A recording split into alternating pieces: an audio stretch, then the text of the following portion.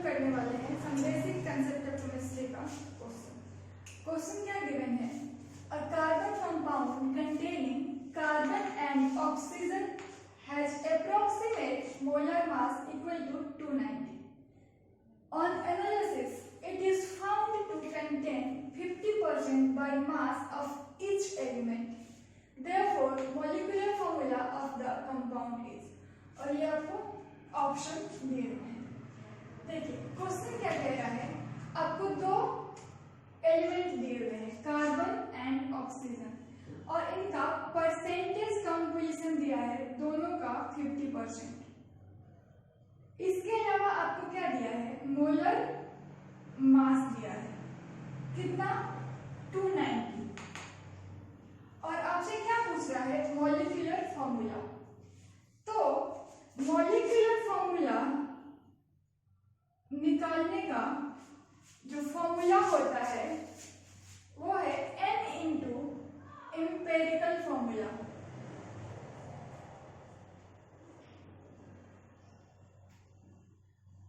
Okay, तो अब हमें क्या करना पड़ेगा, हमें n और एम्पेरिकल फॉर्मूला दोनों फाइंड करना पड़ेगा. पहले हम लोग एम्पेरिकल फॉर्मूला फाइंड करेंगे, देन हम लोग n फाइंड करेंगे. एम्पेरिकल फॉर्मूला फाइंड करने के लिए हमें एक टेबल बनाने की नीड है. तो आइए पहले हम लोग टेबल बनाते हैं.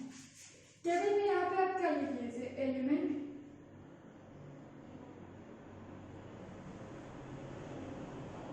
यहाँ पे आप लिखिए percentage composition and then atomic mass and then relative atomic number and then simplest atomic ratio and then whole number ratio. Whole number ratio या फिर सिंपलेस्ट होल नंबर रेशियो आप देख सकते हैं. अब एलिमेंट आपको क्वेश्चन में कौन कौन सा गिवन है, कार्बन एंड ऑक्सीजन. कौन कौन सा एलिमेंट गिवन है, carbon and oxygen. Percentage composition कितना दिया है, 50% ईच. तो इसका भी 50, इसका भी 50. अब आपको क्या निकालना है, बताना है एटॉमिक मास. तो कार्बन का एटॉमिक मास होता है 12 एंड ऑक्सीजन का एटॉमिक मास होता है 16. अब आपने क्या निकालना है, relative atomic number. Relative atomic number कैसे फाइंड करोगे, उसके लिए आपने क्या करना है, जो परसेंटेज कंपोजिशन है उसको एटॉमिक मास से डिवाइड करेंगे. यानी 50 डिवाइडेड बाय 12 और यहाँ पे क्या हो जाएगा आपका 50 डिवाइडेड बाय 16. तो यहाँ पे आपका क्या हो जाएगा, जब आप 50 डिवाइडेड बाय 12 करेंगे तो ये आपका आता है 4.166 और ये आपका आता है 3.125.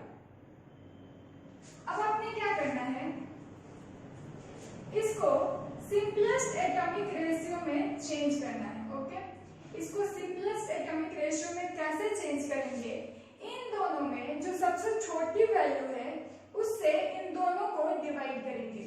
तो यहाँ पे इन दोनों में छोटा क्या है 3.125. तो यहाँ पे इसको डिवाइड करिए, 4.166 डिवाइडेड बाय 3.125. ये आपका बराबर आ जाएगा अप्रॉक्सीमेटली 1.33. और जब आप इसको डिवाइड करेंगे 3.125 डिवाइडेड बाय 3.125 तो ये आपका आ जाएगा 1 के बराबर. अब हमें क्या करना है, इस नंबर को किसी ऐसे नंबर से, किसी ऐसे इंटीजर से इंटू करेंगे ताकि ये होल नंबर में कन्वर्ट हो जाए. तो अगर हम लोग 1.33 को 4 से मल्टीप्लाई करते हैं, सॉरी 3 से मल्टीप्लाई करते हैं तो ये आपका आ जाएगा 4. अब इसको जब आपने 3 से मल्टीप्लाई इसको भी 3 से मल्टीप्लाई करना पड़ेगा। तो 1 इंटू 3 ये आपका आ जाएगा 3। तो हमें ये क्या मिल गया, आपका मिल गया होल नंबर रेशियो।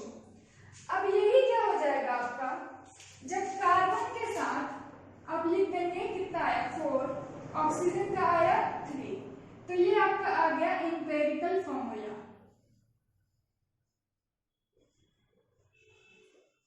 ओके, अब हमें क्या करना है, n फाइंड करना है। यहाँ पे आपको ये n फाइंड करना है। तो n आपका बराबर होता है मोलर मास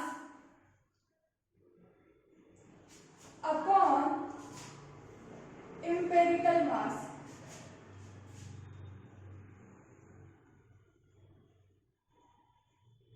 ओके, तो यहाँ पे आपको मोलर मास पहले से क्वेश्चन में दिया हुआ है, कितना दिया है 290। ओके, तो यहाँ पे डिवाइड करेंगे 290 अपॉन एम्पिरिकल मास। एम्पिरिकल मास कैसे निकलेगा, कार्बन का कितना आइटम है 4, तो 4 इंटू 12 प्लस ऑक्सीजन का कितना आइटम है 3, तो 3 इंटू 16, ये आपका कितना आ जाएगा 48 प्लस 48 96। अब जब हम लोग इसको 96 से डिवाइड करेंगे तो यहाँ से आपका n की वैल्यू आ जाएगी। n कितना आ जाएगा, इसको डिवाइड करेंगे, ये 3 टाइम्स में डिवाइड हो जाएगा, तो n इज इक्वल टू आ गया 3। अब हम क्या करेंगे, इस n और ये मॉलिक्यूलर फॉर्मूला को इंटू कर देंगे, इस फॉर्मूला में पुट कर देंगे। ठीक है, तो यहाँ से आपका क्या मिल जाएगा, n की वैल्यू आपको मिलेगी, कितनी मिली है n की वैल्यू 3, तो 3 इंटू एम्पिरिकल फॉर्मूला क्या है C4O3, C4O3। अब इसको मल्टीप्लाई करिए, कार्बन का पहले से कितना एटम है 4, तो 4 3 जा 12, ऑक्सीजन का कितना है 3, तो 3 3 जा 9। तो यहाँ से हमारा आंसर आ गया, मॉलिक्यूलर फॉर्मूला आपका क्या आ गया C12O9। तो हमारा ये ऑप्शन मैच कर रहा है ऑप्शन ए से, इसलिए हमारा आंसर क्या हो जाएगा, ऑप्शन ए इज करेक्ट।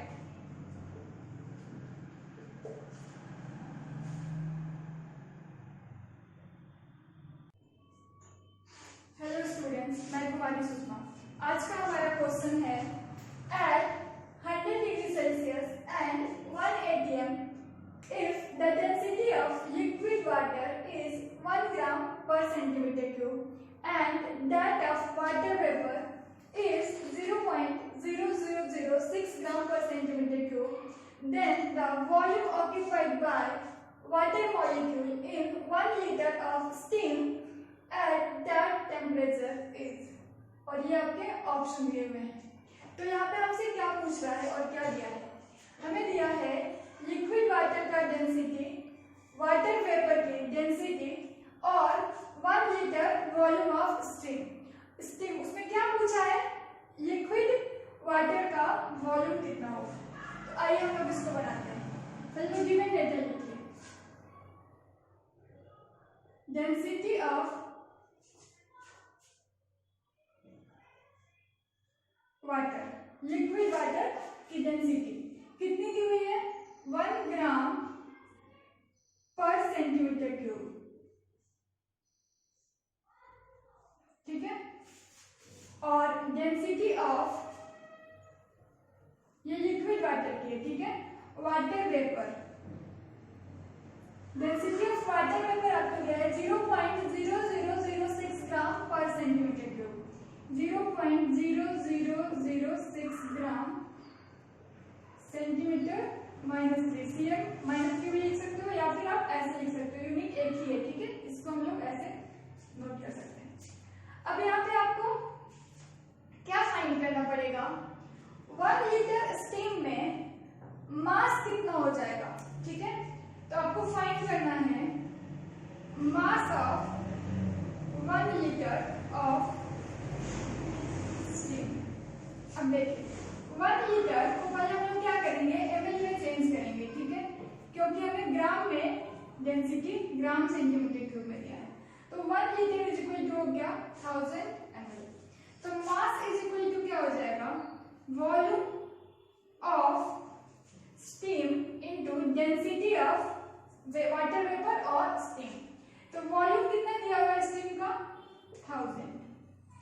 और डेंसिटी कितना दिया है स्टीम या फिर वाटर वेपर का 0.0006 ग्राम। ओके, यहाँ से ये आपका कितना आ गया, मास आपका आ गया, ये ml में दिया है, ठीक है, मास आपका आ गया 0.6 ग्राम। अब देखिए यहाँ से आपको मास क्या मिल गया स्टीम का। अब हम लोग क्या करेंगे, ये मास को यूज करते हुए लिक्विड वाटर की वॉल्यूम निकालेंगे। तो वॉल्यूम ऑफ लिक्विड वाटर कितना हो जाएगा, इसके मास को हम लोग लिक्विड वाटर के डेंसिटी से डिवाइड करेंगे। तो वॉल्यूम ऑफ लिक्विड वाटर कितना हो जाएगा, मास ऑफ वाटर वेपर या फिर steam upon density of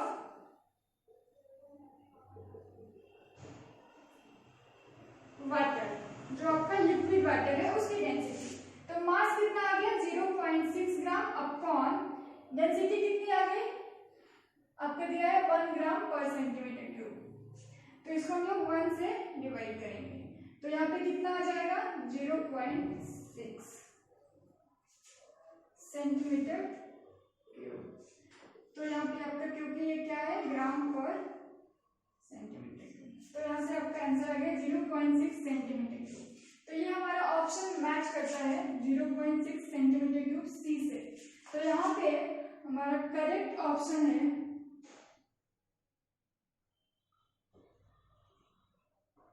C, 0.6 centimetre. Hello student, this is Kumari Sushma. आज का हमारा क्वेश्चन है which of the following carbide produce propyne on reaction with water. और ये आपके 4 ऑप्शन दिए हैं। पहला है CaCO2। तो CaCO2 को हम लोग वाटर मॉलिक्यूल के साथ जब रिएक्ट कराएंगे तो यहाँ पे हमारा प्रोडक्ट फॉर्म होगा CaOH होल ट्वाइस प्लस यहाँ पे आपको इथीन गैस इवॉल्व होगा। ये गैस है तो ये आपका इवॉल्व हो जाएगा।